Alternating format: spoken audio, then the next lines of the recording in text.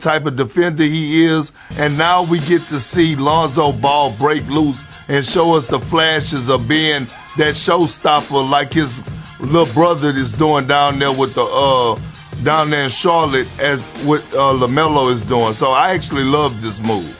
What do you think, Ramona? Well, I'm curious. By the way, we're all like looking. I just want to make the point. We're all like, look at the phone. Look at the phone. Well, look, all day I've been hearing this could expand. It's not. It could be a sign and trade directly with New Orleans, but this could also turn into a three-way with Charlotte and Devontae Graham going to New Orleans. So let's see where this ends up and get the details on this because, look, Lonzo Ball's a really good player. He improves his three-point shooting this year. He builds a great market for himself. And I think, Zach, we've all been watching this point guard market. Kyle Lowry is at the top of this market. Lonzo Ball is probably number 2 if we were looking at available players here.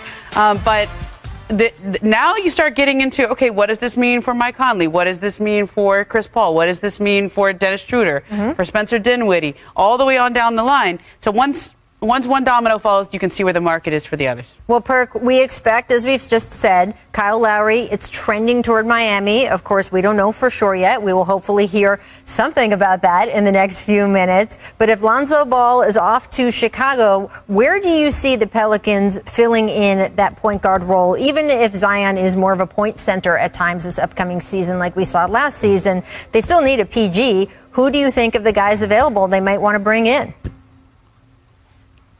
Well, a guy that could shoot the ball, Rachel, from the three-point line. A guy that could also, that you could play with the second unit who could create for himself and go get a bucket. And guess who that guy might be? Reggie Jackson. They call him hot sauce down there with the Clippers.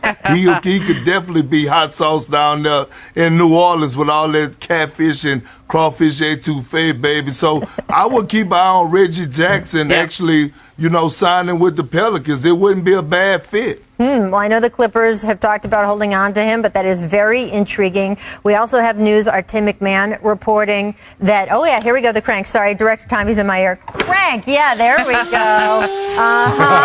We got a new deal. I got to announce it. Tim Hardaway, 4 years, $72 million back to Dallas, according to our Tim McMahon. I guess we do the crank, too, for re-signing, right? Why not? We're going to do the crank as much as possible today. What do you when it comes to a potential new deal with the Bulls? He is, of course, entering the last season of his 4-year, $78 million contract, but he can sign an extension this summer, could receive a 4-year, $105 million extension. Of course, if he waits till the next offseason, he could re-sign for more years and more money. But it sounds like he wants to lock up that security now. How does this request affect not only LaVine, Brian, but how the Bulls are approaching free agency overall? Yeah, this was a great quote. He said, I want my respect, and I respect him wanting his respect because he's outplayed his contract. The Bulls have a very delicate next 2 to 3 days. They have huge free agency aspirations. They are definitely interested in Lonzo Ball to make him the franchise point guard. They even may be able to work a sign and trade with the New Orleans Pelicans if the Pelicans have another option at point guard. They want to make sure they're going to get him. They're going to go after him. But here's where things could get complicated.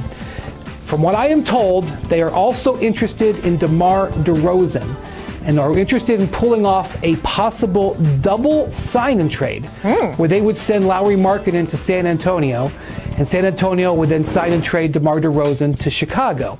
That would import 2 spectacular talents to play alongside Zach LaVine. But it's complicated. A lot of teams want DeMar DeRozan, but they're probably going to need the Spurs' help. Like the Miami Heat talked to the Spurs about signing and trading Andre Iguodala for DeRozan, and the Spurs told them, we have a better offer out there. That better offer could be to acquire Lauri Markkanen. But what Zach LaVine is saying is, look, I'm willing to work with the Bulls front office here, but I want to get paid now. And the only way that can happen really is if the Bulls clear enough cap space to give Zach a raise on this year's salary and then extend off of it, because that $105 million you mentioned is not market value.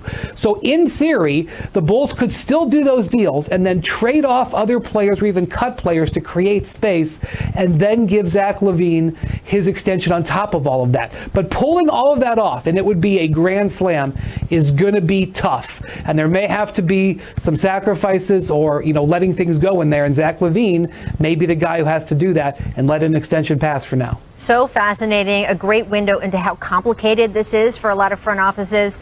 Chris, I can't help but whenever we talk about the Bulls to think about how the franchise's entire path would have changed earlier in the decade when you and Dwayne Wade were considering going there instead. That was a real branch off timeline Loki sort of moment for that franchise. Instead, they have gone the path that they have, and now they are looking to put some more pieces around Zach LaVine, around Nikola Vucevic, who, of course, was traded there this season. If you're Zach LaVine, do you understand what he's saying, Chris, about how, hey, this is great, but this entire time I've been here, we've been through moving pieces, we've been through coaches. I'd like some money now, please. Look, I can definitely understand where he's coming from. Individually, he's hitting all the marks. And he's pretty much saying, like, look, pay me, and they should pay that man. Pay that man. And on top of that, there are things you do have to figure it out. I'm not saying that it's easy. But pay that man and put a team around him that they can form for a couple of years. I think sometimes when you're in that position, that he's in, he's had all the individual success.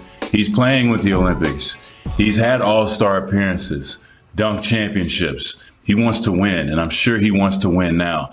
They have a lot of talent and a very solid core, but I'm sure what he's saying is, on top of paying me, let's put a good team around me, because he is a prolific scorer. He's very good on the offensive end. I think they do have a window with him. And as we've seen in the East, you never know. You could be one free agency signing away or one trade away from getting to the championship. So I think if from where Zach LaVine is coming from, not only does he want to get paid, but he wants to be competitive. And I'm sure it's tough for him to see other guys in his situation, his peers, being in those situations, making deep playoff runs and having that chance because they have a solid team around them as opposed to a revolving door. And I'll say back in March, I started hearing about Lonzo Ball with Chicago and Charlotte. And the Charlotte thing is certainly interesting because his brother's there, and I would certainly love to see them two together. And we got to remember that Lonzo is restricted. So, New Orleans is going to see if it's not a sign and trade what this offer sheet is. Sure. If they can't find another point guard. You mean the Bulls? Or no, I'm talking about New Orleans. Then they'll want that back. I mean, New Orleans could still match him and force him to stay. But that's complicated, too, because then there's a cap hold. They've got a few days where they can't negotiate with other players until they decide if they're matching with Lonzo or not. Yeah, but if the free agent market, you're right, Rachel, if the free agent market doesn't seem kind to them in terms of getting a replacement, I don't know. Like New Orleans can't have nobody passing the ball to Zion. I mean, he is a point center now. I saw that this season. Dave, what do you think for Chicago in terms of whether they do try to make a big offer to Lonzo Ball and hope the Pelicans don't match it, or some of the other scenarios that we've been hearing here?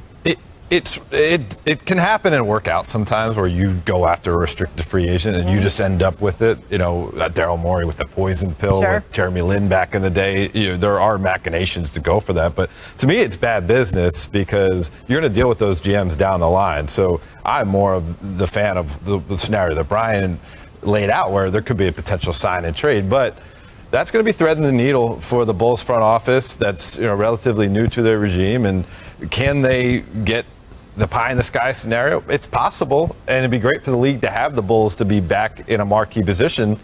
But I think it sounds a little pipe dreamish to me to get all those things to come together. And that might be why Zach LaVine again says, I just want my respect, which, by the way, I love that it takes that's the LeBron line, of course, from when he won the title. I want my damn respect. And just like I'm taking my talents too, and some of the other phrases that have become popular around the NBA, apparently I want my respect has come in as well. And in Zach LaVine's case, that means some money, and he's certainly entitled to it the way he has played the past couple seasons. Brian, thank you so much for joining us way early from Tokyo. Thank you to Tony.